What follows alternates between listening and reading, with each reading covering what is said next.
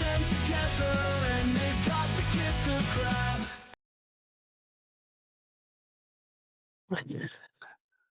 All right. Hello. Welcome back, Grabber Gang. It hasn't been 6 months since our last recording. We are doing a little bit better with frequency here. So we have our most discussed, most name dropped guest ever. I think I tried to put together like a supercut of all the times we said your name in like all of our episodes, but that I didn't have the time to go through all 20 and like pick out each one. So we have with us today the one and only Carl, and I'm going to let you do the last name because I have heard it several different ways, and I don't want to. I've heard cough. I've heard co. Is it like, yeah? Is it co? Myerscough. There it is. It's official. I knew it. I assumed so because that's how most people said it. But English, our wonderful shared language, is troublesome. So didn't want to assume. It's a village in England. Oh, really? Yeah. It was founded in about 1284. All right, and that's cool. You're not from that village. Well, my ancestors certainly are, and we just visited a nice town. Thought made a great last name. It's just a little place, but now it's called Myerscough and Billsborough because they combined it with a different village. But it's only about, I don't know, half an hour from where I grew up, and most everybody with that name, the vast 90% of them live within a sort of 50 or 100 mile radius of that place. People don't move much in England. Nice. Nobody wanted to go because they wanted the name recognition. Yeah. I'm a Myerscough. All right. Well, yeah. So we've got Carl Myerscough. You heard it here, not first, but we're heard it. We're your biggest fans, Carl. We appreciate you taking the time to talk with us. To anybody who listens that doesn't know, then no, that's impossible. Everyone knows who you are. But can you give us like, I don't know, a 10-second just intro, like what, former shot putter, current, just skull crusher, what, a little bit of your athletic background that got you to grip sport and arm lifting. Okay. Yeah, I started doing track and field, shot put and discus when I was 13. I did that for 24 years. Went to 4 World Championships, competed in the Olympics in 2012. Went to college in Nebraska. That's why I'm in the US now. Won 2 indoor and 2 outdoor NCAA championships. Set the British record in the shot put. And then when I retired in 2016 from throwing, that's when I started grip, and I did my first grip competition in January of 2017. And yeah, that's which comp was that? That was the LA Fit Expo. Okay. At Oudhaugen. Yeah, and so I've been doing that like 9 years now. I've been fortunate enough to achieve a lot of my goals in that and set some world records. And yeah, just a couple. Just a couple, like all of them. So did Ode find you, or were you just like researching a little bit online, just trying to like what's local to you, like a contest you can join, or was it? For me, it all started with grippers. And so I'd tried grippers in college back in like 2000. And I bought some in about 2003. And I realized it wasn't something that was ideal to combine with throwing, but I sort of always had it in the back of my mind that I would try that again when I retired. When I retired from throwing, it's always a difficult transition when an athlete retires, and so I knew that I wanted to keep lifting and training, but I didn't want to just train for the sake of training because I'd never done that. So I sort of looked around at what I could do. I had perhaps seen or heard of the LA Fit Expo from the Milo magazines and Iron Mind. And it's only about an hour away from where I live. And so I just went and did. And then that first comp I did, I was fortunate enough to win and went pretty well. And then I've been doing it ever since. I was gonna ask when you started with grippers originally, where did you come in at? Like, were you like you picked up a 3 and you were like, oh yeah, this is not bad, or did you start like the rest of us at like a a 1 or a 2? It took me about 3 weeks to close the number 3. So, but no, it's just but at that point I'd been lifting for 24 years, and yeah, it's just funny to hear. I did a lot of trading, that my grip was already pretty good, so it's not entirely fair comparison, but fair, yeah. But lots of other people. Well, lots of other people. I've been working out my whole life, and I think you're truly gifted, Carl. I think like you're a humble guy though, so it's nice to just you could be like a cocky son of a bitch, and you're not, and I love that about you because like the people that are cocky don't even haven't earned that right, and I love that you are just like, yeah, I do what I do, and this is that, and I've been fortunate enough to hit my goals and set my records, but like you are like the greatest of all time, and we'll keep saying it if you don't want to. So it's awesome. Like you want to be in company with great people. So yeah. There's other people that have started at that same level though, where they were close to a number 3. It took me like I certified the 3 in that after the LA Fit Expo because Randall Strossen was there.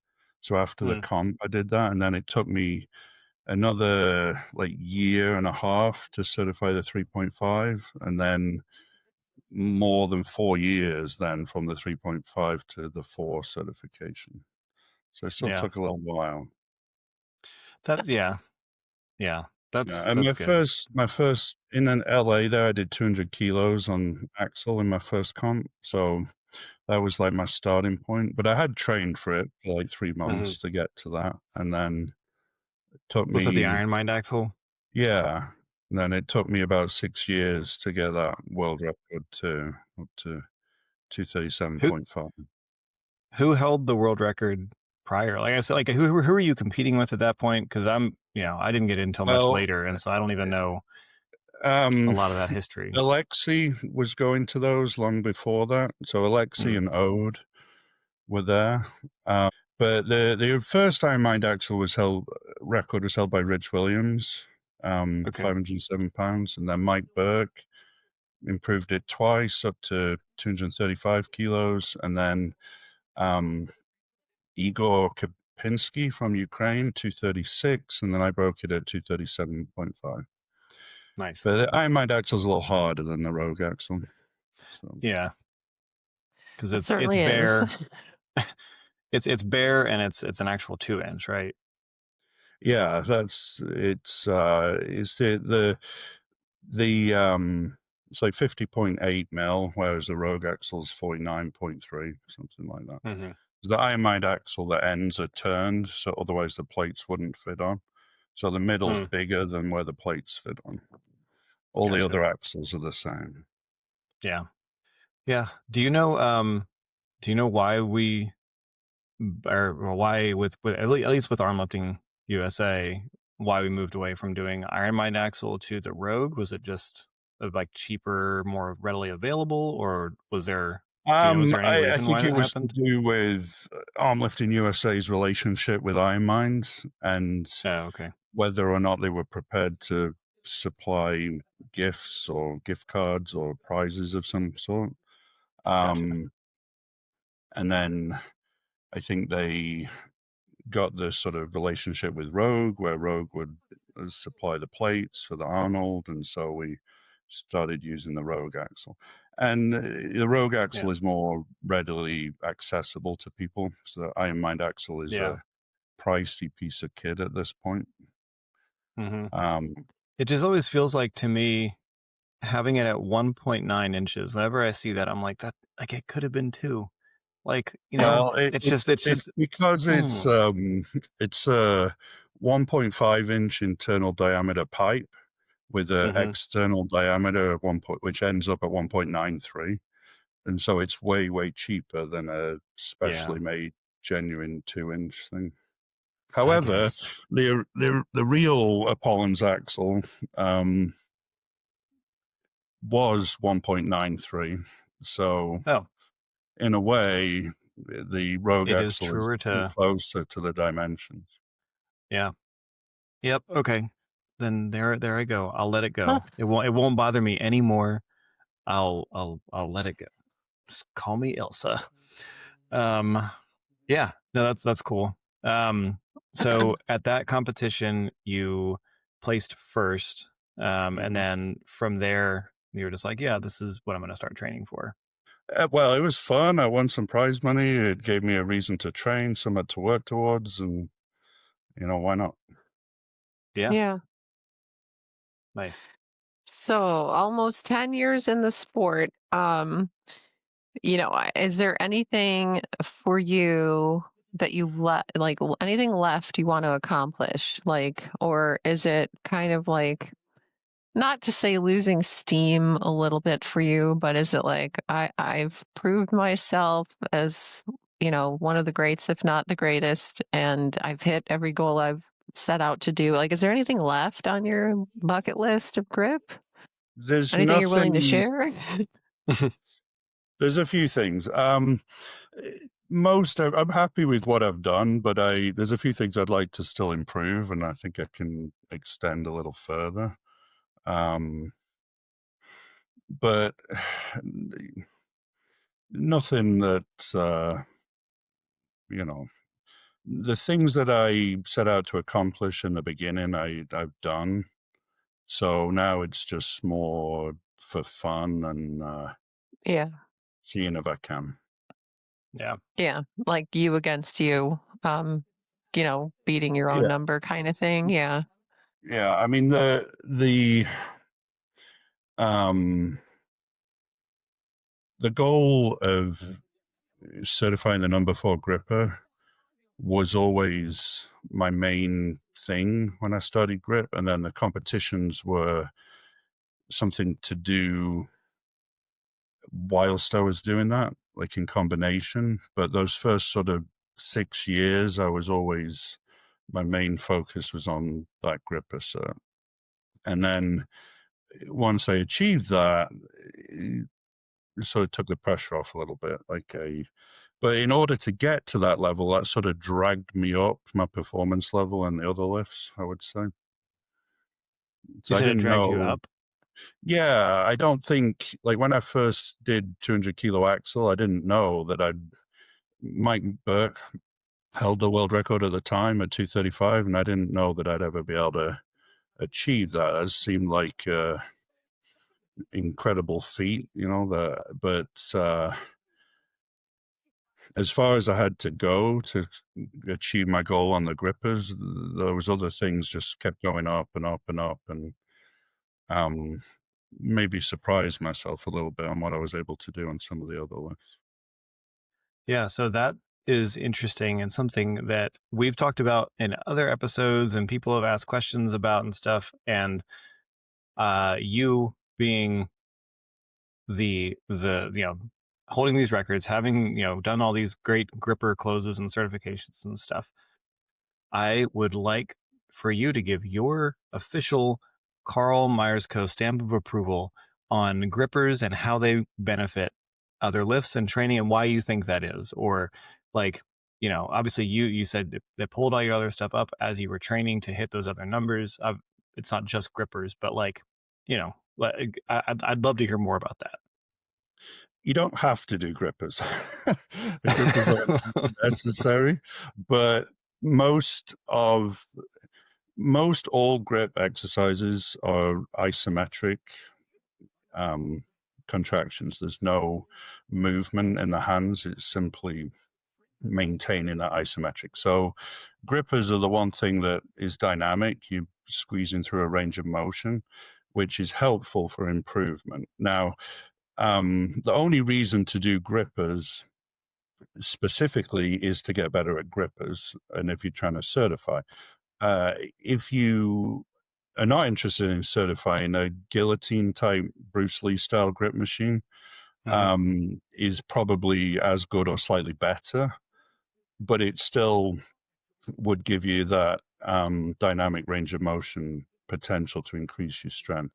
And for me, I think that what I found was, like, people say that grippers are not helpful for the other lifts. I haven't found that to be true. I think they're extremely helpful. It's just that not in isolation is the answer. If you work grippers and you work your wrist strength, then that helps you in all grip lifts. If you work grippers and your wrist strength doesn't improve, you'll find that of zero benefit, because limiting factor on, say, Saxon bar or axle in particular is as the bar unravels your wrists and then the weight gets between here and then it falls out. If you can keep your fingers under the bar, you can hold on to it. And so grippers in themselves are doing nothing to change that variable. So if you combine grippers with wrist work, then you're in business. Then it's just a matter of being strong enough to make the actual lift with your body. Yeah, that makes perfect sense. So you heard it. I'm going to edit out the part where you said you don't have to do grippers and make it sound like you said you do. Well, so it's going to be an awkward cut. I don't think, no, people can achieve great results in arm lifting and grip sport without doing grippers, but it certainly doesn't hurt you to do grippers. It's only, I could confidently say I wouldn't be as good at thick bar if I hadn't done grippers. Dang. That makes sense. Okay. Yeah. So everybody gotta get on it. Gotta get on it. But I do have a guillotine Bruce Lee type situation in my garage. And I'll be honest, it's got cobwebs on it. So I'm gonna go out there and do that tonight, because the only grippers I have are a trainer, a 1, and a 1.5. So I don't really have like an array of things to practice on. But in the past, the grip machines were more useful for people training grippers when we didn't have access to all the little increments of rated grippers. If you simply had a 1, 2, 3, and a 4, then the grip machine was extremely helpful to be able to make small jumps. But now you can kind of get grippers at whatever RGC within a few pounds that you want, and that's more specific and the better way to go. So, but for people just not interested in certifying grippers, as Haley said, that sort of machine is better, but you have to be a little careful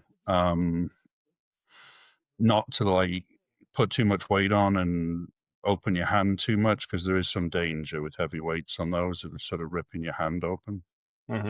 Ooh, thank you. Yeah, you can put a plate usually underneath the bottom sometimes to stop it going all the way, so you can reduce the range and make it a little safer.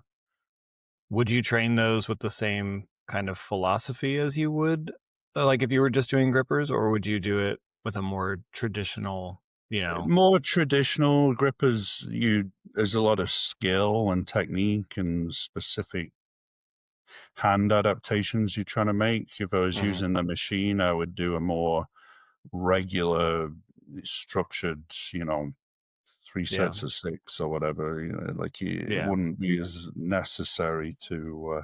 You're just using it as a training device. So any kind of program you would do for bench press would be appropriate for that. Okay, that makes sense. And as a little plug of information here, I found your video on gripper setup and closing on YouTube really helpful. So if anyone is starting to get into grippers or wants to get better at grippers, Carl's video on YouTube it goes into hand placement, chalking, positioning, how to set it, all that kind of stuff, and it's very clear and very helpful. So it's good stuff. I don't necessarily want this to be.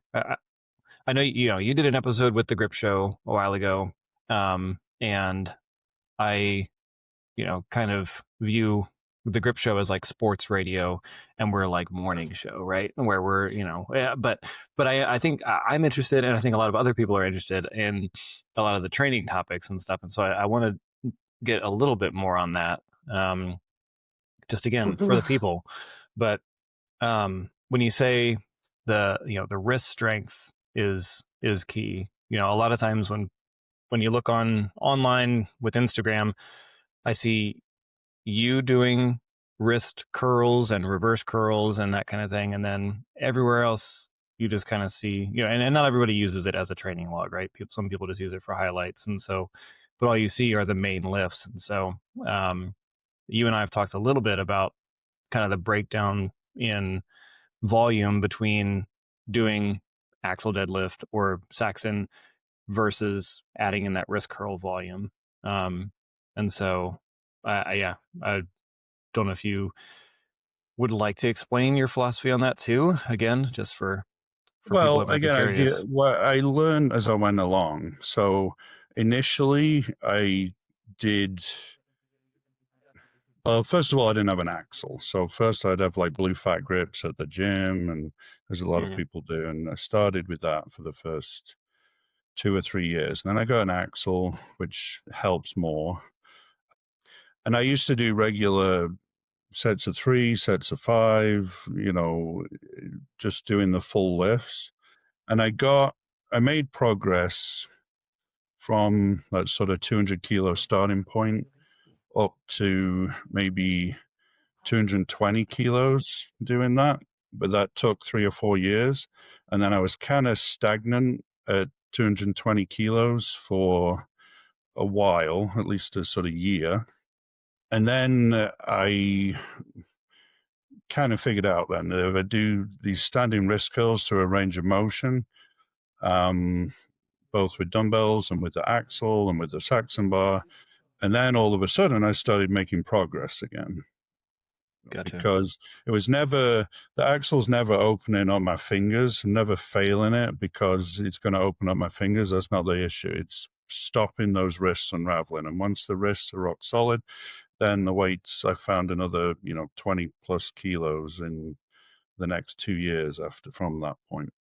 So what I do now is I'll lay a base like further out from competition and doing more reps and the full lifts, but then the last sort of 16 or 12 weeks, my priority is doing the majority of the volume on the wrist curls. So I'll do singles or 3s on the full lifts to warm up to a submaximal single, and then I'll do 3 or 4 sets of 6 of wrist curls at 60 to 70% of whatever I just did for that one rep.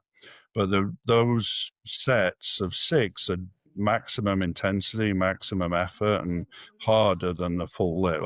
I don't put everything, they're all to failure.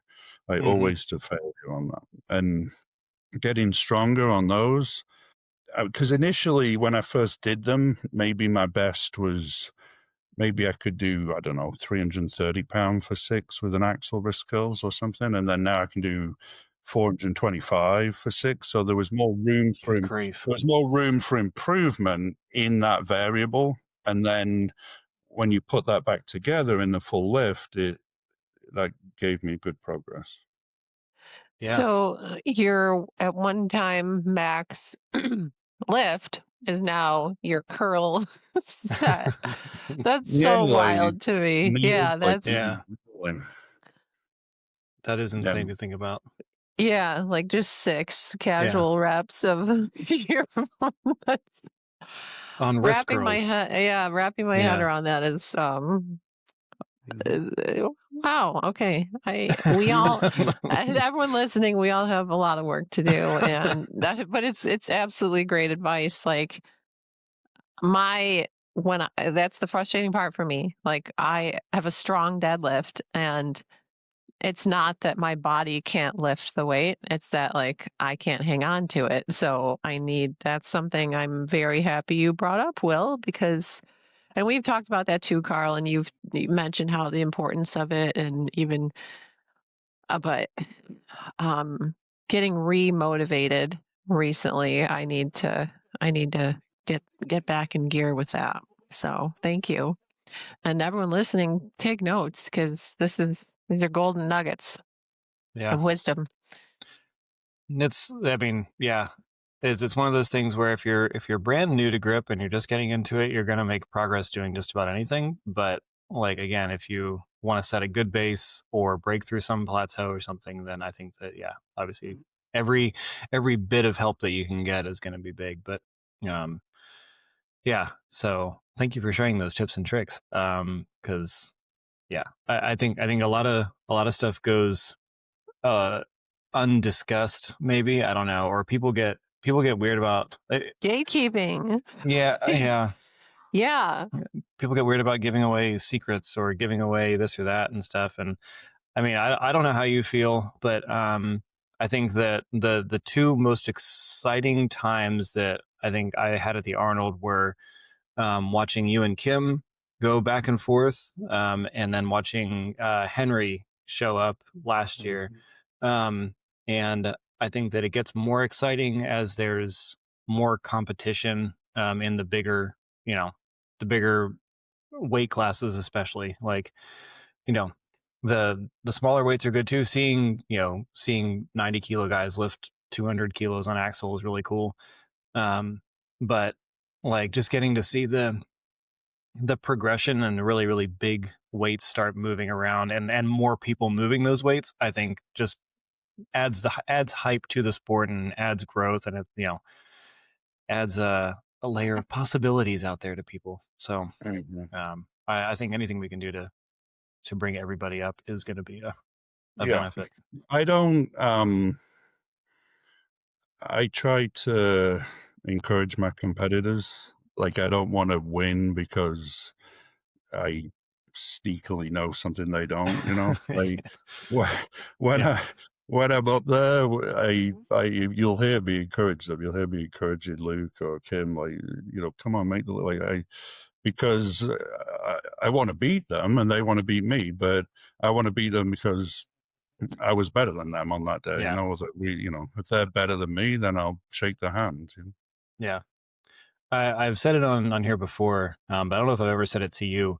The first Arnold experience where my roommate and I came to the Arnold like we normally do, and we saw arm lifting, and we sat and watched that for a while, and we just we saw you off on the side of the stage, and you were just like you were in competition mode, and you were just pacing, and you again very, very tall, very big person, and we're just like, I think that guy's killed people.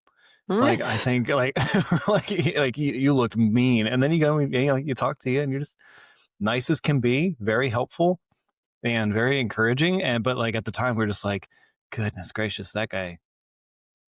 And then you'd come out about every 20 minutes, it felt like, and then take an attempt and then go back. And so we were like, oh yeah, that's right, that guy's still here. Yikes. He might have gone out to his car to get a sledgehammer or something. But yeah, it's just not the case. You're a very nice person. No, thank you.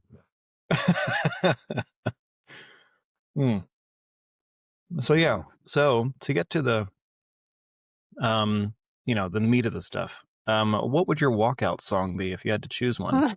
If you got music for coming out on stage, Carl Myerscough.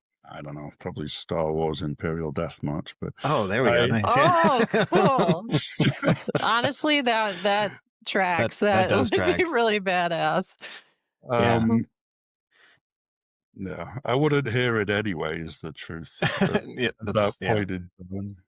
Do you when Will's talking about your competition mode, like I think anyone that's seen you compete sees it. So like, are you in a zone? Like obviously, you said you're encouraging to your other competitors with the cheering them on and stuff like that. But like, I've seen you backstage. You are very much, it seems to be in a zone. Like, is that a mental space that you've always gone to, or do you even Well, know you're doing it, or does it just like yeah, from just being athletic for so long, it just innate, it, immediate? a whole life being in sports, really.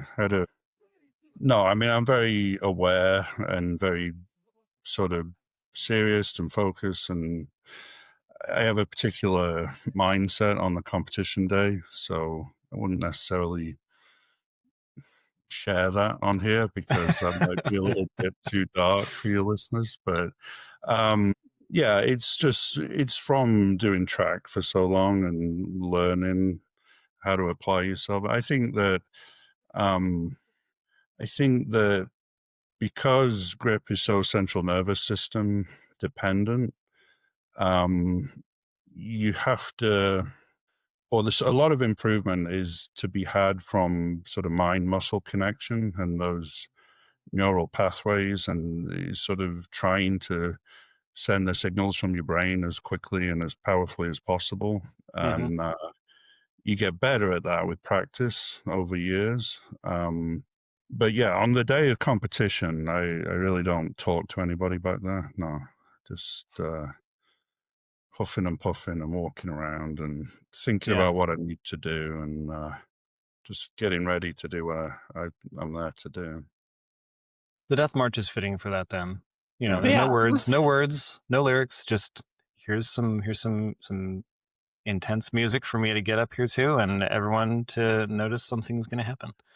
My whole life, in a way, like we can say I studied grip in 2017, but that's not entirely true, because I kind of grew up in an unusual household, and my dad had us. I mean, you know what Festivus is with feats of strength and Yeah. bearing a grievance. That's very much like what my daily life was like. Like, how many push-ups can me and my brother? How many push-ups can you do? How many squats can you do? Can you lift this? Like, from as soon as we could walk, because of my dad. So it sort of had a very particular mental conditioning for some of these things, shall we say.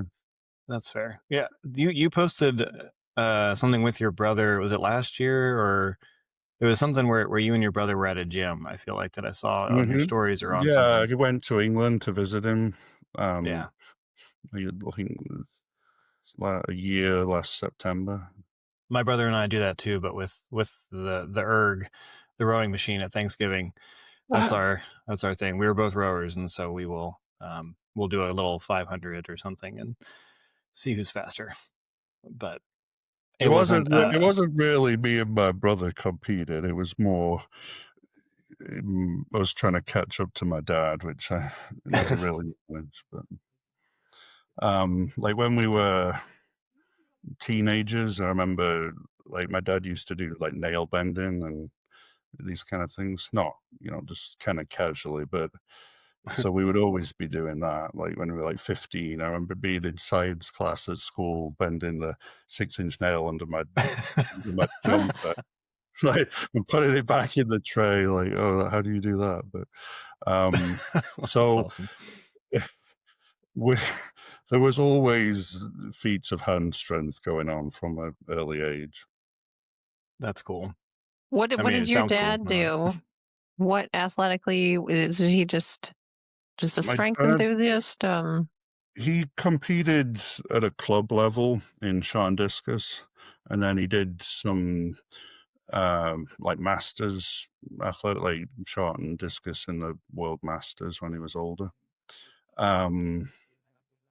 He was a fireman when he was younger, and then later a engineer. But he was born in like 1943, so when he was growing up in England and sort of training in the 60s, they used to do a lot of funny lifts. Powerlifting wasn't really in existence then, or in early days, and you had like the 3 weightlifting lifts, but the old books that he has and his sort of training diaries, they would do like one-arm snatch and one-arm swings with dumbbells and all these, and like nothing ever with straps. So Yeah. you were always training grip back then, and those lifts were sort of like as commonplace as bench press or squats. So it's kind of a different thing. That's cool. That's cool. Mhm. Jinx. Nice. Yeah. I'm not gonna send you a Coke. But yeah. No, that is neat. I want to talk about Nebraska and the quite, I mean, just culture shock change. Like, how was that your top choice? Like going to university in Nebraska, or was it just like you wanted to go in the States? And like, how did recruiting you? How did that happen? Yeah, well, they did recruit me. Because I grew up in England, I was kind of scared of going somewhere super hot. I was never really good in the heat, which is ironic based on where I live now. But at that time, it was mostly the rapport that I had with the throws coach, and that was what I was mainly basing it on. Yeah. I went on recruit trips to UCLA and USC too, but much to USC's displeasure, they said Hey. to me when I was there, they were like, "Well, we've never lost anybody to Nebraska," and Here we then are. Yeah. a UCLA coach at the time, he said, "Well, I'd rather you not come to America, but if you do come, don't dare go anywhere else," which didn't sit so well with me, so that didn't sell me Yeah. on that. Um, That's a yeah, I weird. went on my recruit trip to Nebraska. I enjoyed it. I liked the coach. They had the major I wanted to do, and yeah, off I went. Yeah. What did you study? It was a fine art major, the minor in anthropology. Do you do anything with that now? Or Not did you much. at any point? Okay. Not much. A little bit. I keep my hand in, but not career-wise, no. Yeah. Interesting. hmm What? Sorry. What? Side note. Why did you choose that? That's what I was good at and what I was interested in. And also because I didn't know any better, partly. Because Well. nobody in my family had ever been to college. Hmm. So, maybe would have done things differently in hindsight, but at the time I wanted to do what I knew I could do, what I liked to do that would enable me to stay eligible so I could compete. Hmm. And, these were the thoughts that I was having then. You Yeah. don't know everything when you're that age. Sure you No. do. Yeah. I changed my major 3 times. So I get it. Yeah. I was gonna be president. Well, That was my whole trajectory. Was I was like, all right, we're doing international relations, and then we're doing political science, and then we went and ended up in economics. And I was like, I'm going to work at a think tank in DC, and it's going to be awesome. And then I didn't do that because I didn't like school, so I didn't do very well in college. Yeah, and here I am now. But yeah, the best laid plans. well, But it was the best. It was a good decision. It was a good move for me. I probably wouldn't have done anything so great had I not gone there. So I was, as a European, it was I was very welcomed into the Midwest. They feel like they're sort of related to you in a little bit. Most people there, and they kind of welcome you with open arms, and it was a good experience. Not much going on in Lincoln, Nebraska, and in if you're there to do a sport, that's not a bad thing. So, Yeah. I was doing my training, I was doing my schoolwork, and I was making progress, and there's not too much to get distracted by. Yep, that sounds Yeah. about right for Nebraska. Yeah, Nice. I went on a recruiting trip to UNLV and my dad was like, "You're not coming here." I'm like, "Why not? It's so great." He's like, "You're not coming here because you're going to drop out immediately and just get sucked into Las Vegas." So, I mean, maybe he was right, but like I hate Vegas now, so but I just vividly remember like there's too much going on outside of this school that you would, potentially just get drawn to. And Lincoln, Nebraska is just that's it. It's a college town. Um but the way they support their teams is amazing. And just their volleyball team, like selling out a football field to go watch a volleyball team, like that's something I never thought I would see. And yeah, that's amazing. At the time that I went, the population of Nebraska was 1.5 million. Now I think it's just under 3. But this football stadium at this point is 90,000 seats. And they sell it out every week, Good grief. Yeah. every week, every single week. So it is a huge percentage of the population is either in that stadium or watching that game. That's just the big thing. But as a thrower, I kind of benefited off the back of that football world because I'd get to lift with them and in the weight room and access the same facilities. And so it was, coming from England, there is no weight rooms like that. Like I've never seen, I don't know what it is, 30,000 square feet weight room or whatever. Like just That's mind, awesome. No, they don't spare expense on those training facilities. And you were inducted to their Hall of Fame, was it 2 years ago or last year? Last year? Yeah, Last year? Okay. And Yeah. you got to go to the football game, right? For that whole Yeah. experience? Yeah. Wave at the 90,000 feet. Yeah. It was crazy, Yeah. but that's quite the honor. Like I'm on a little brick wall outside the stadium. It's Nice. That's pretty cool. That is cool. yeah. Sorry to get off topic there. I was just like, No. Everything's on awesome. topic. Everything's always on topic here. Yeah. We did get. Oh, you want to get into audience questions? I was gonna say, yeah, we got a fair number, and I think everybody's. And we've been chatting along enough. Yeah. Yeah, we want to make sure that people get heard.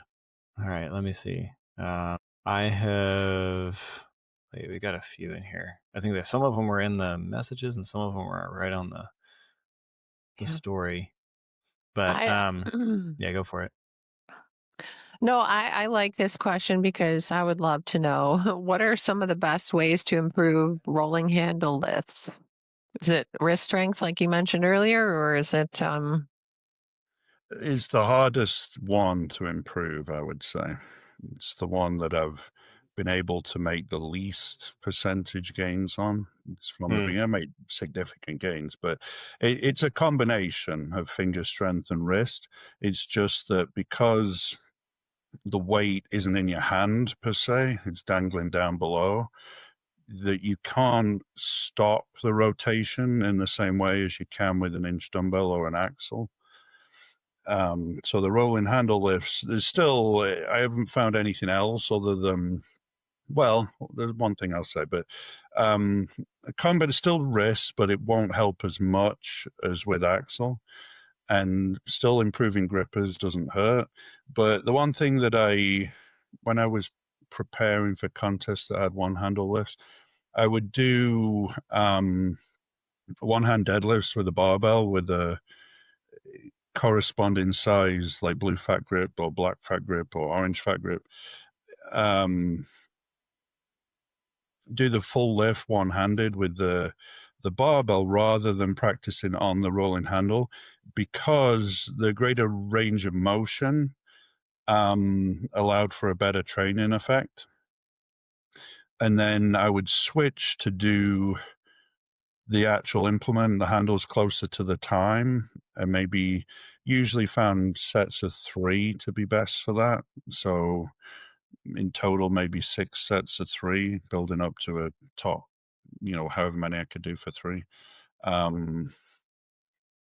Yeah, but it's not easy. It's I don't have any great secret for that one. Yep, it just sucks and always has and always will. Ugh. We'll do this one here. It's a more serious one, but so this is from an anonymous user, but they said that everyone's always quick to critique the current sport and offer a lot of suggestions or changes to make it more appealing, like as a mainstream sport. And their question is that possible without losing the core of the sport itself? Like after so many things have to be changed to make it more mass appealing, does it make more sense to make that into its own like league or its own sport or its own like different federation or something? You know, are there things that are central to grip sport that need to stay, I guess, in order for it to stay, broadly, there's obviously differences between competitions and GSI and Arm Lifting USA, but generally speaking, the core of the sport is, rolling handle, thick bar, pinch, that kind of thing. But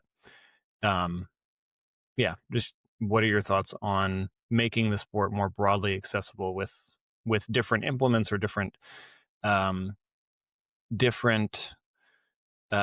events that might speak to more people that aren't just the normal grip stuff like we have? I would say that we don't have a clearly defined sport where you can say, well, these are the parameters. I think that grip is something that there's people have different areas of interest, which is perfectly fine, and it can be what you want it to be to you as an individual. Some people are more interested in doing feats and working as individuals to work towards achieving a feat at home, in the garden shed, in the garage, or the gym, which is perfectly fine. I've certainly worn different hats in this regard. And other people are less interested in that and want to go to a large event and stand on stage and feel like an athlete doing a competition, and every which way in between. Some people do both of those things. Some people want to go to small, little local competitions and have fun, and other people want to treat it as if they're professional athletes. None of those things are wrong. I think that it can be whatever you want it to be, and I try to be friendly and welcoming to everybody because we have shared interests and things in common, even if we have different areas of focus. So, I've got friends in arm lifting, and I've got friends that just do grippers, and I've got friends that do card tearing and just, steel bending and feats at home and never have any intention of going to a competition. But that's all fine. But we all have some shared things in common that we can help each other and communicate. And I don't think no one thing is the correct path. It's just doing what's right for you, what you want to get out of it, and pursue that. So that would be my answer. But in terms of the arm lifting competitions, there's a lot going on where if we want to have them on a big stage at the expos like the Arnold, there's parameters put in place. Like, it's not arm lifting coming up with all the criteria. It's meeting. You've got to put on a show that the Arnold production team is happy with, and enough people are stopping by to watch. So in one sense, you could say, well, why don't we have 7 grip events, and why is it only 3, and why is it so slow, and why can't we do this, and why can't we do it all on the main stage? Well, you can't, because they're only giving you a time slot on the stage, and in return, they analyze the amount of people that are watching, both in person and on the live stream, and so there's only certain things that a general audience is interested to stop and watch. And so that's why I think we have Axel and Saxon Bar up there, because if we go up there and we do hub or key pinch or some of these smaller lifts, not that they're invalid lifts for grip, but the audience are not visually interesting to people that aren't intimately involved in the sport. Yeah. I think that it's easy to play Monday morning quarterback. I would have things different, but I'm not running a federation. I have, Yeah. And I think that's important for all of us to hear, especially after, our last few episodes. I agree with you. And I think, like, for me, judging people in power and running these things, like, I'm not doing it. And you're right. Absolutely. The Arnold has prerequisites and requirements. And what's interesting to your average viewer walking by is not, a key pinch, a coin lift, a hub lift, because they don't understand it and they don't understand the nuance involved. And I think that's important to remember. And I appreciate you saying that, because I forget it too, where I'm like, oh, it's just the same thing over again. But it's what makes sense to a larger audience. And that's, I guess what puts butts in seats. So thank you for saying that.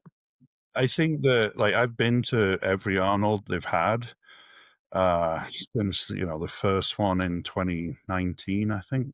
And so in 2019, we were just in the hallway.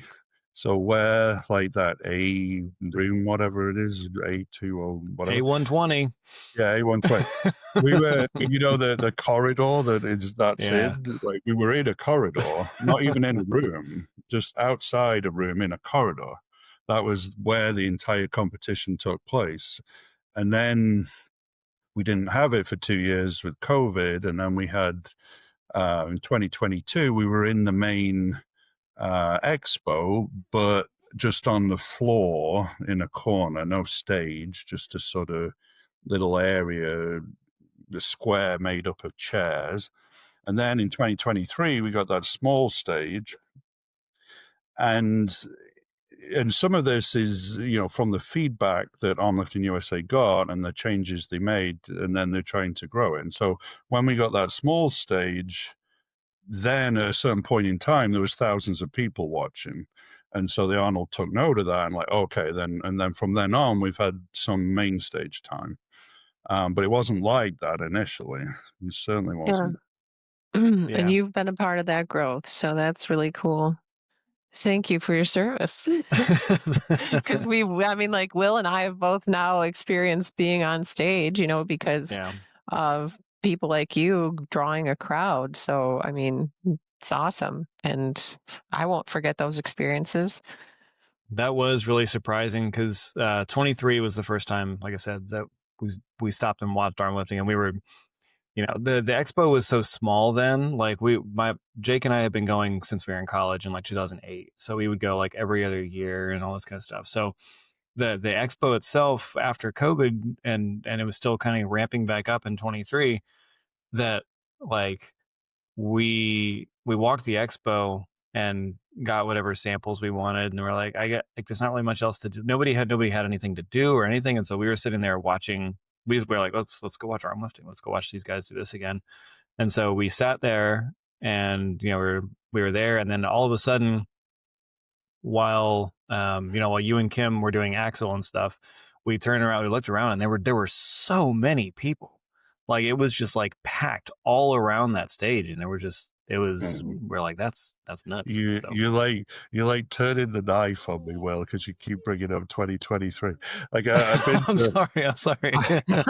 I've been to 5 Arnolds. And I've got 4 gold medals and 1 silver, and that silver is from 2023. I'm sorry, I won't bring it up anymore. No. But, It was a great experience, but that was like I have all my medals up above my gripper wall in the garage, like in a row, and the only one that I really ever look at is that silver.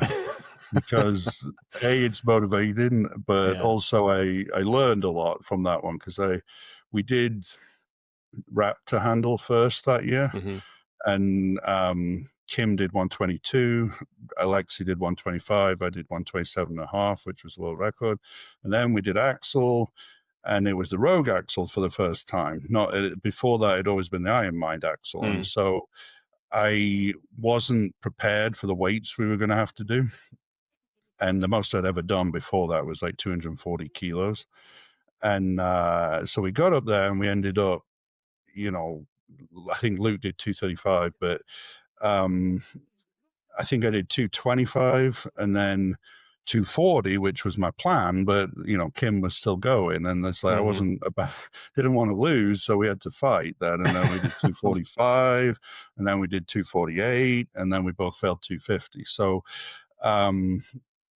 and Kim, and then because we did so many lifts, I never would have planned to do, I wasn't prepared for that. So when it came to Saxon bar, my right forearm was all spasm and hurt and no damn good.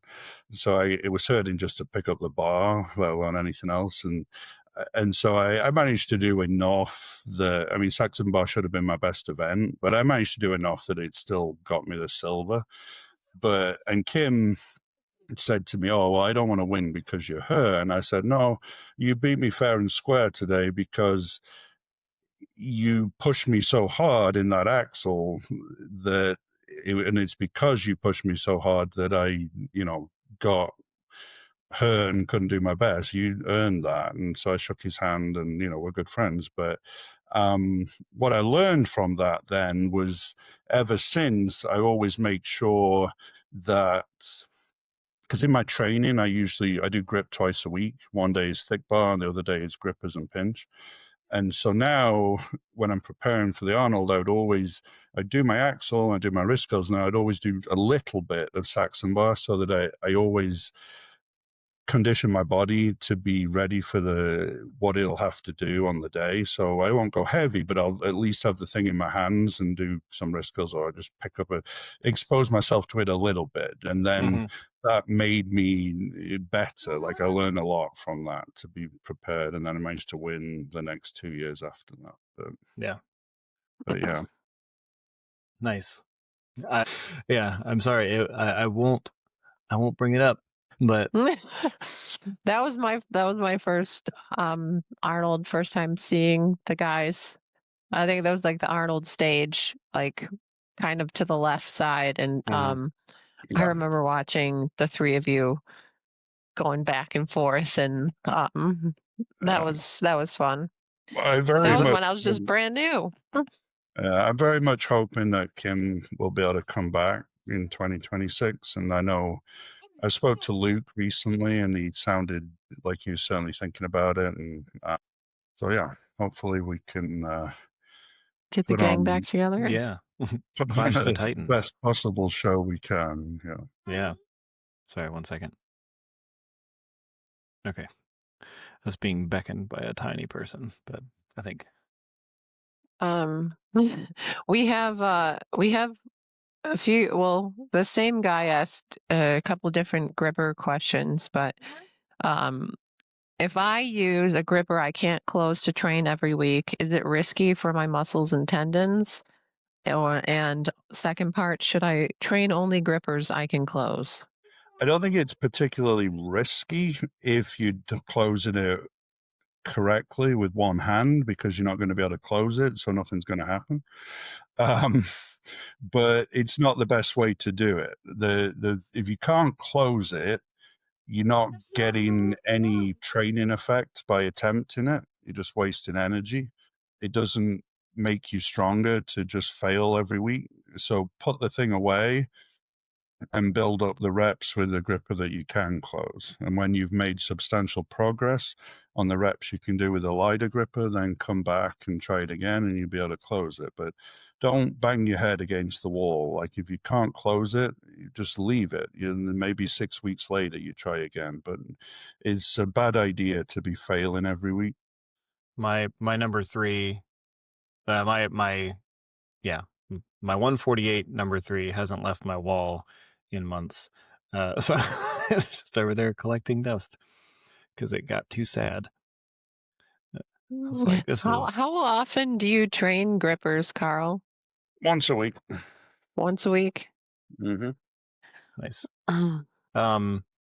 The other day you had in your story when you're doing the like landmine pinch rows. Yeah.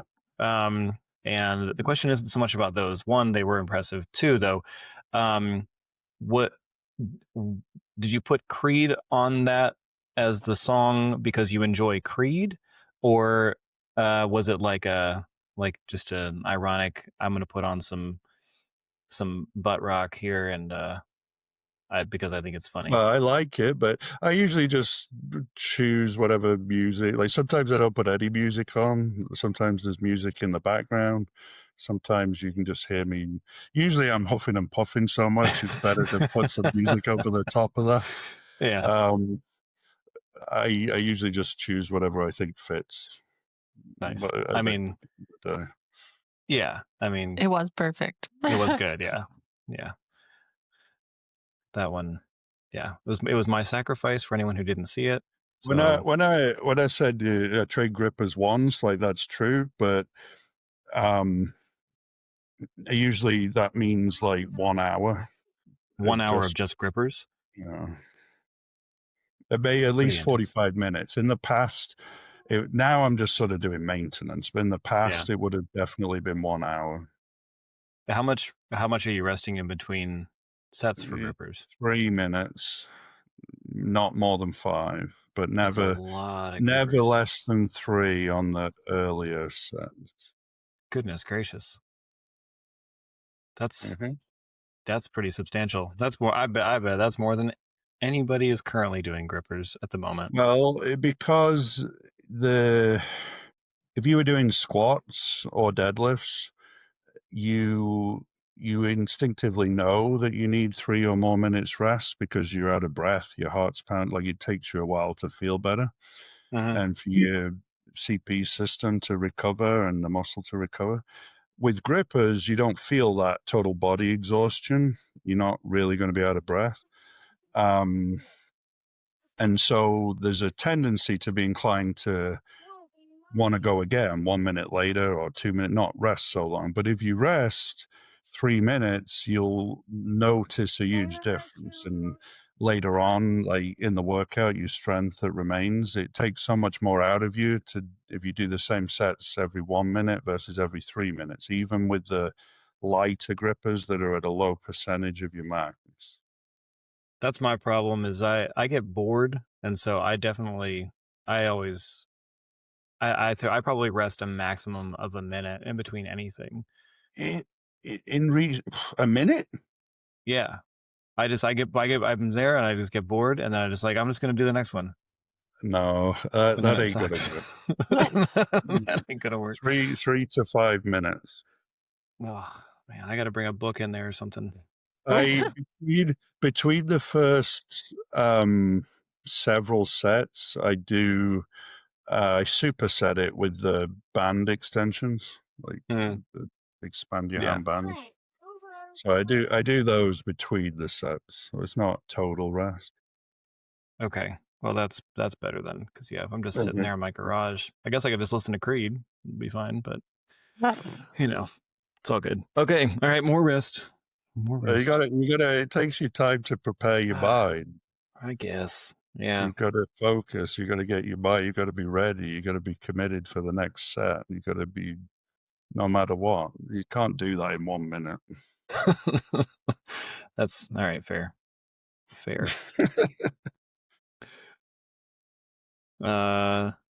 Sam Horn had a question. He said, "What's your favorite grip handles over the different hand positions, like thick bar, pinch, V bar? I guess what? Yeah. What's your favorite thick bar? What's your favorite pinch implement? What's your favorite vertical bar size or tool?" I prefer the 3x4 Saxon bar than the 2-inch. I see it hurts my fingers a little bit. I've never used one of those 2 3/8 inch Saxon bars. That's probably perfect, but I haven't had the opportunity to do that yet. 2-inch axle in preference to a thicker one, and rolling handle. The crushers with the metal handles, my preference. The Trilobite from Barrel Strength Systems, my second best one I've used. All the What are others, the sizes on those? they come in different sizes.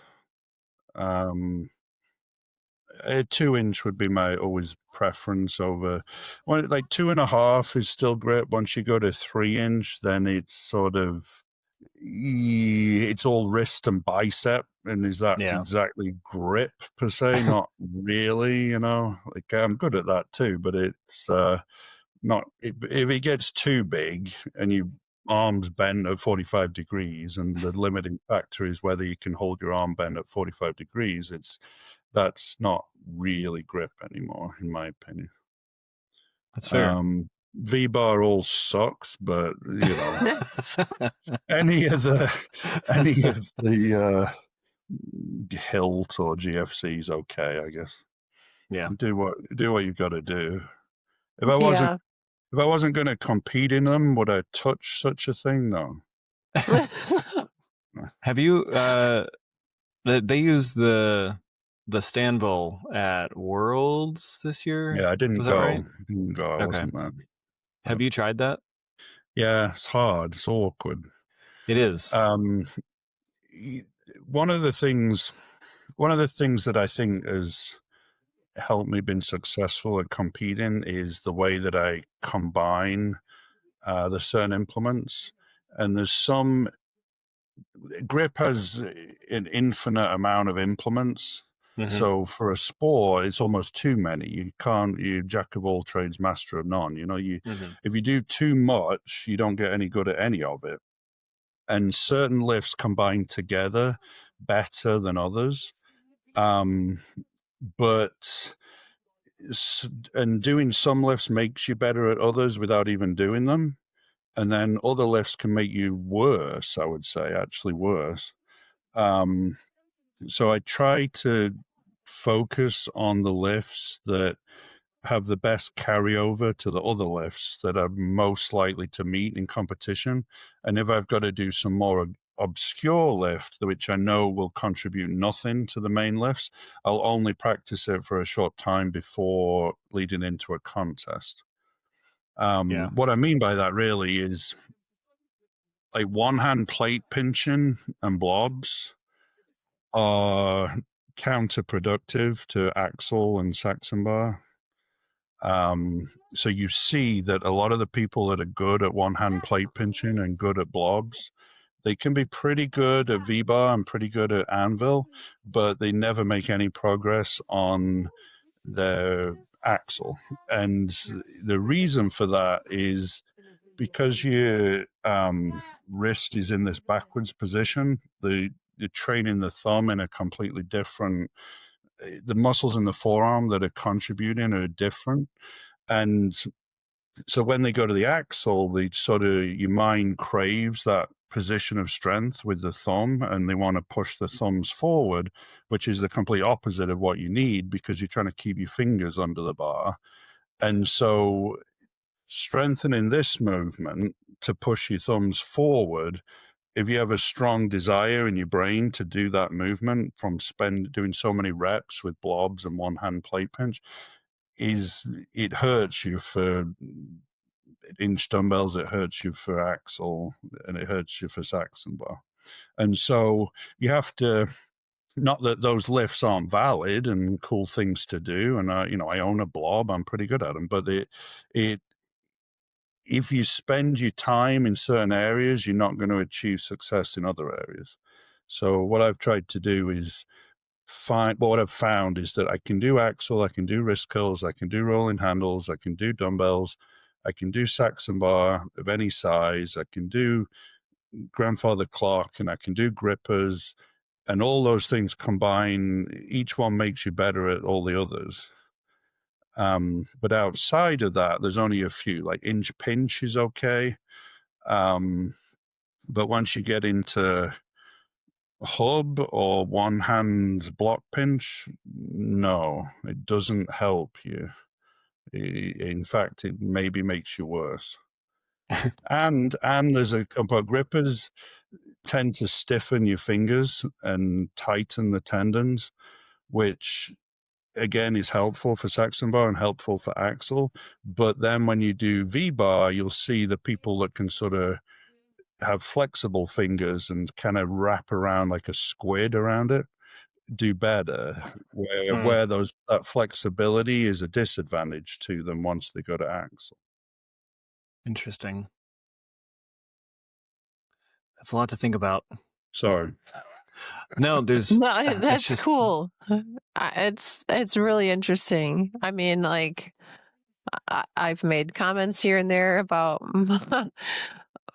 how I feel about blobs and stuff like that, but I know, like, I guess I feel like validated, like, okay, I don't need to spend too much time on it because like there aren't grip sport contests close to me and I haven't made that jump and I've only done arm lifting and I plan on competing again in arm lifting.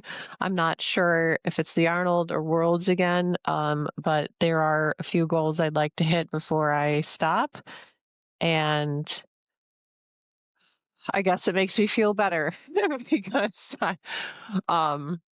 the big three are what I want to improve on, and the vertical lift, having the flexibility, that is the one that, and I have a pretty good number on it, but just the reps on that implement over and over and over again, that's something I struggle with. So I'm glad to hear that.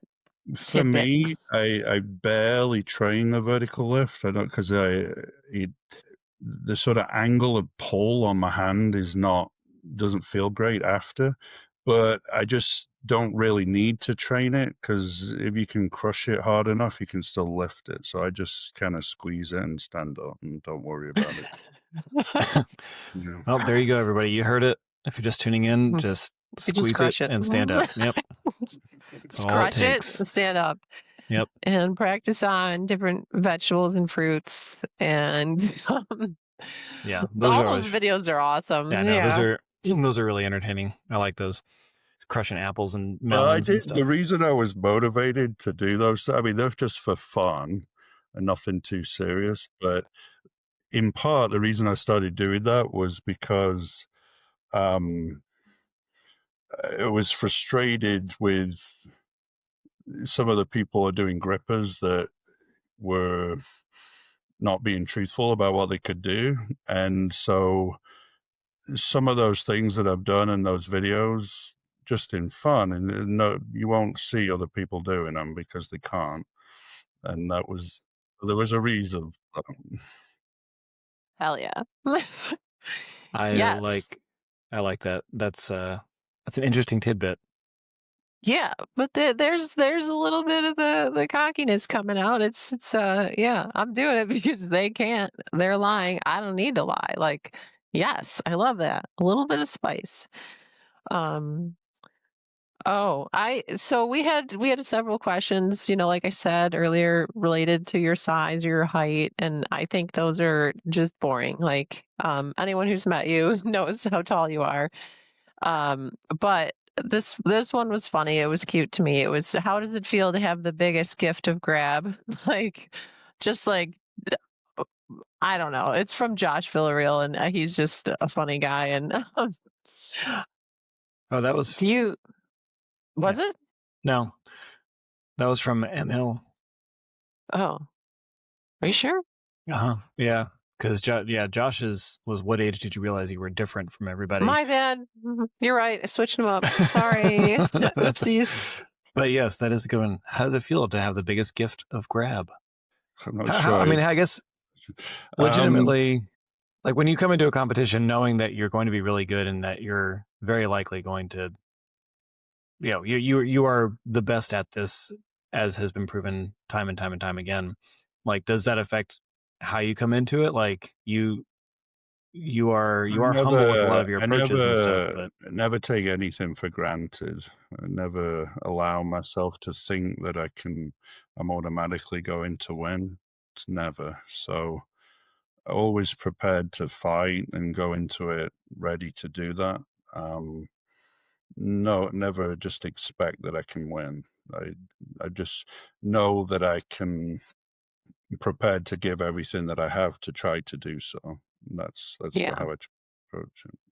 Have you ever thought about like writing a book about your expertise, or like, I don't know, cataloging anything like that for future generations, for like when you leave the sport, whenever that may be? Have you ever considered that? Or Yeah, I would do it. I don't know exactly how to do it, but I've thought about making a video. I probably need some help from somebody to write a book, but I'd certainly consider it. yeah, I'd read it. it would sell. It would sell out pretty fast, I think. The one that I like and identify with, because there are a lot of conversations that happen, behind the scenes when we see you do these crazy lifts in your stories or whatever like that. But Russell Beggerly asked, what does it feel like to match all of my max grip lifts with one hand? We see you do these axle one-hand deadlifts, and like, that's more than I've ever done with two. And it's super impressive. It's super cool to watch. Well, I'm always striving to improve, so I don't really pat myself on the back too much. It's I know there's other people out there training hard, and the end of the day, it's you competing against you. So you celebrate any improvement when it comes and enjoy that and keep building. But like I said, I don't sit on my laurels. I'm always trying to get better. Yeah, it's always fun to see what you're capable of doing, just in general with a lot of that stuff. So I wonder what I could do with one hand, or I wonder what like Hunter does a lot of stuff now where he's just like, I'm just going to use a few fingers on this and I'm gonna see what I can do. And it's like, I'm going to do a floor press with a 2x5 Saxon bar just because I want to see what I can do. And so that's I try to like, when you've been doing it a long time, I don't know that it's necessary to hammer away with the main lifts all the time, all year round. Like, it's okay to have an off season and kind of do some stuff for fun and just I never those pinch with a rogue plate that I did on the end of like the other day. I've never done it before. It just like, well, I had to go when I had the one plate on, and I was like, well, this feels all right. I'll see what I could do. It's not necessarily part of a structured training. As we get closer to a big competition, I get it stricter and stick to my program. But I've been lifting so long, a lot of it is just sort of instinctive training. I do what I feel like on the day, because then you can kind of make hay when the sun shines. Like, if you're feeling good, you do more, and if you're a little under the weather or not so good, you take it a little easier. And it's kind of better that way than having something where you're pushing flat out all the time, and then when you fail because you're not well or something, things happen, it sets you back, and then psychologically you don't feel good. So when I feel like doing something, I do it, and when I don't, I don't. Makes sense. It's a good philosophy to have. It is. I beat myself up a lot.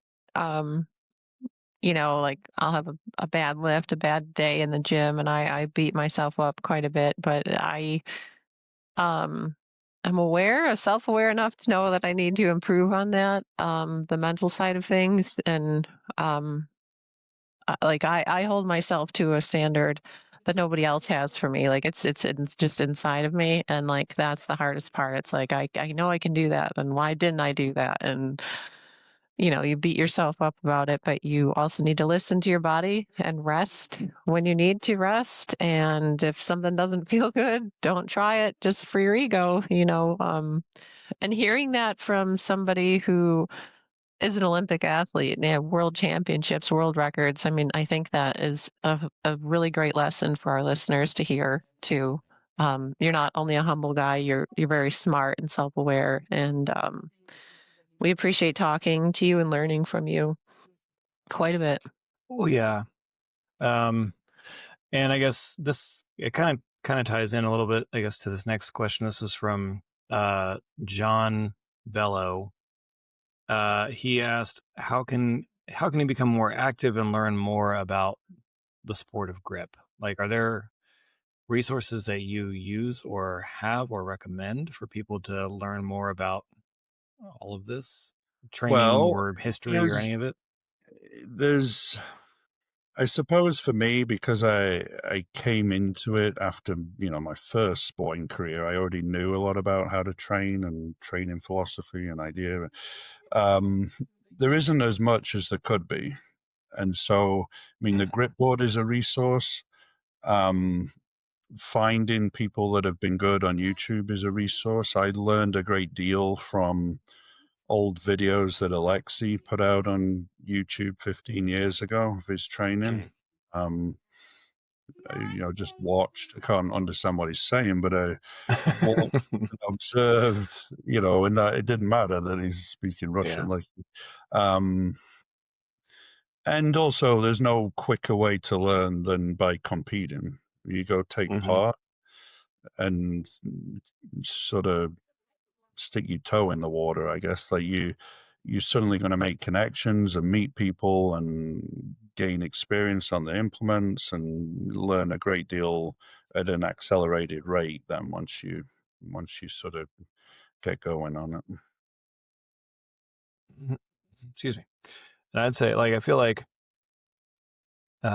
I don't know if it's just because the community is so small still, but and we've we've mentioned it before on the podcast, but like just talking to people, everybody's willing to talk or say something. Like I did powerlifting before this.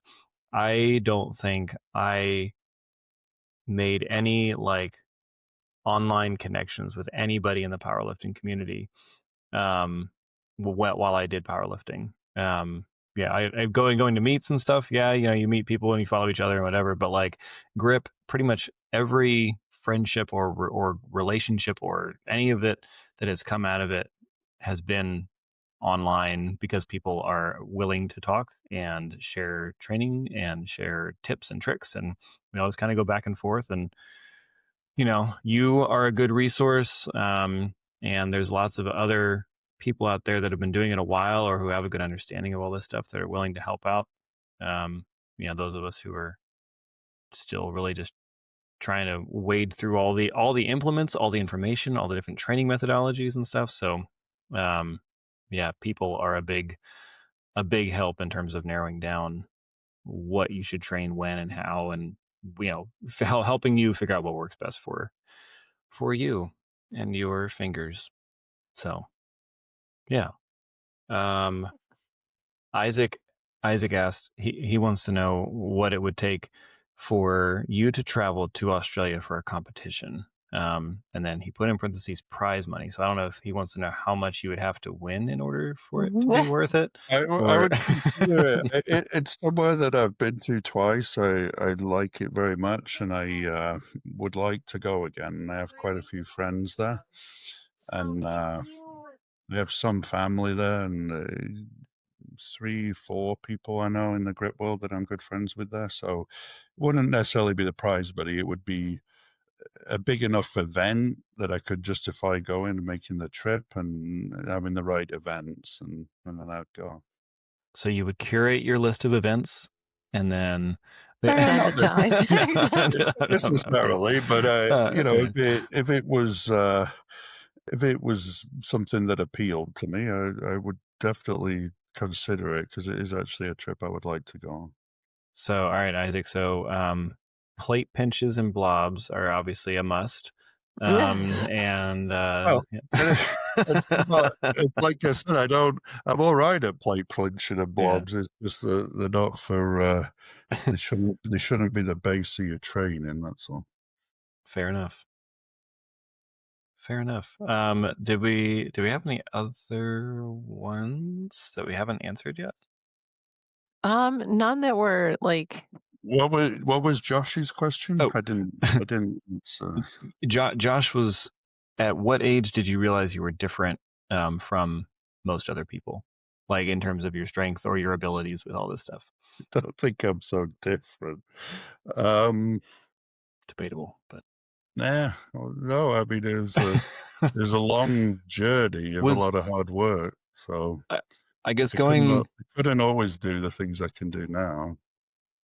going back to like when you were younger, like for Yeah. me, I my dad always called things not what other people called them. Like my armpit was called my maw for some reason.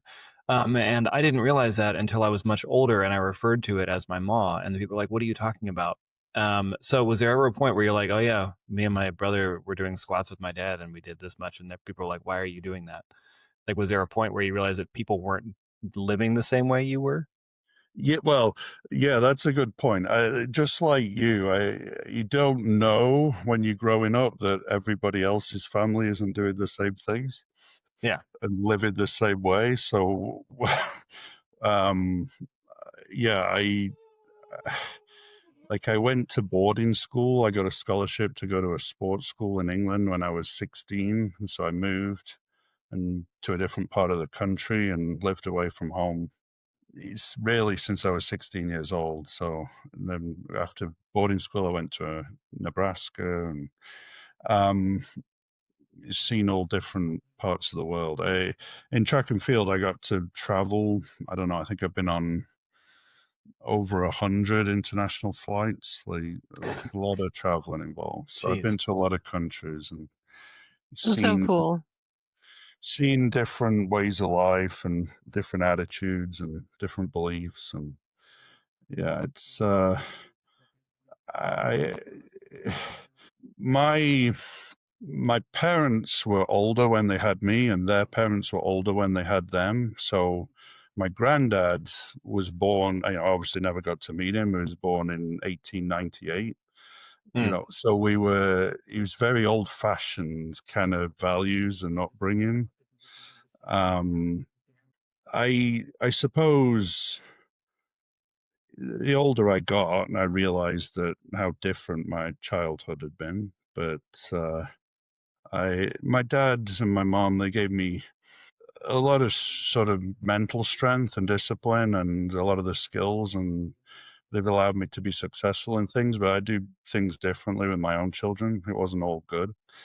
As you know, they were much more into negative reinforcement, not positive reinforcement. And so now that I coach and work with youngsters, I try to always keep it in positive reinforcement. You can get great strength and determination from negative reinforcement, but it isn't good for your mental health and the rest of your life outside of athletics. Yeah. Um, you can be stubborn and you're like a little pit bull. You'll fight to the death and put you in a situation you'll fight with all that you have. But it isn't, those skills are not great for other areas of life. So I don't know. But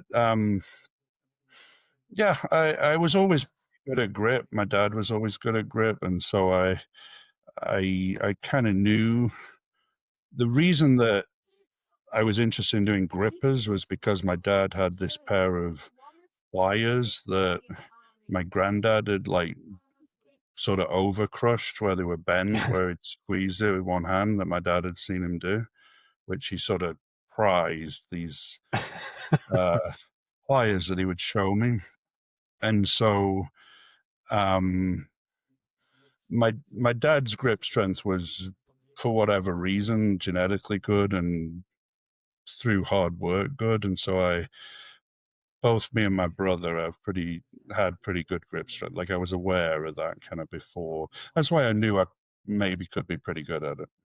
Mm-hmm. Yeah. That all makes sense.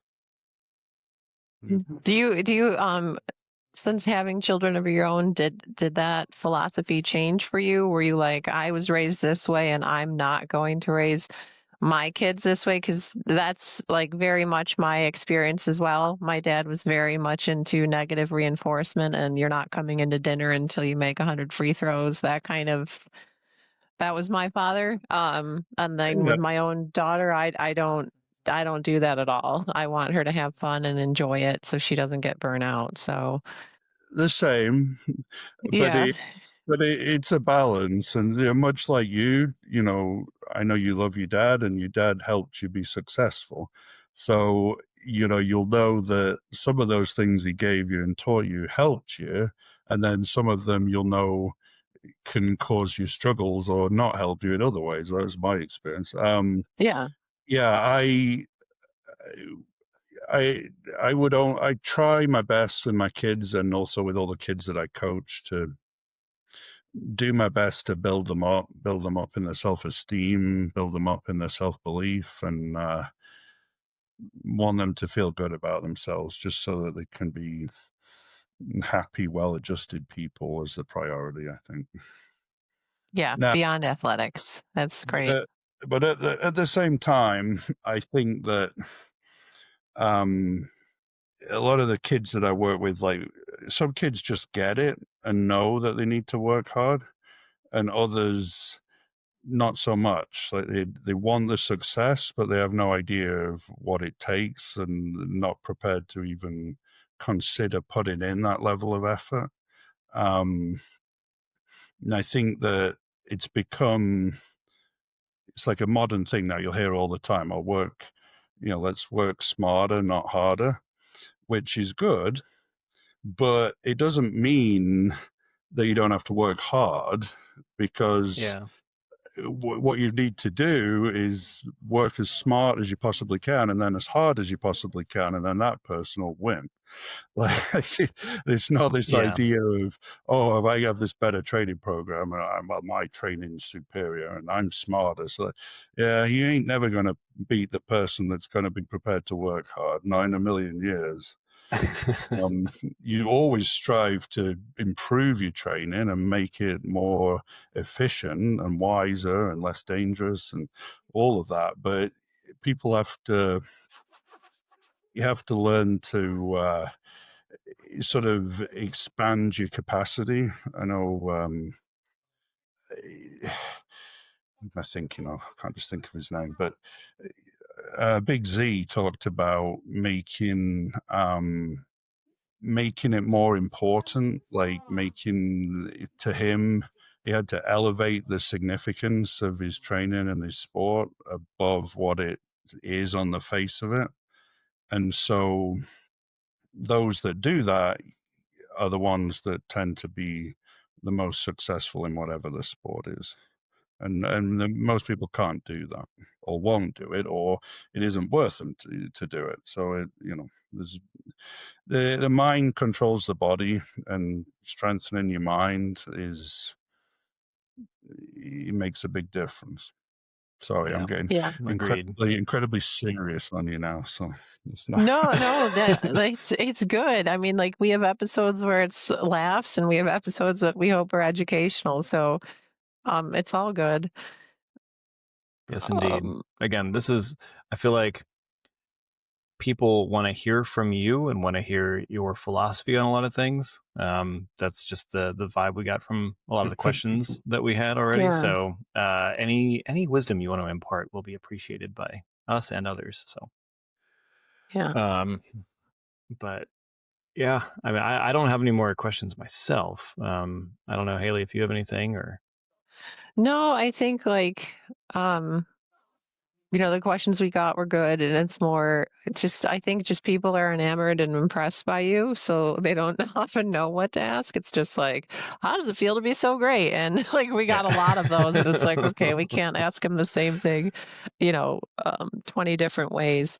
And, you are physically impressive and intimidating to other people that don't know you.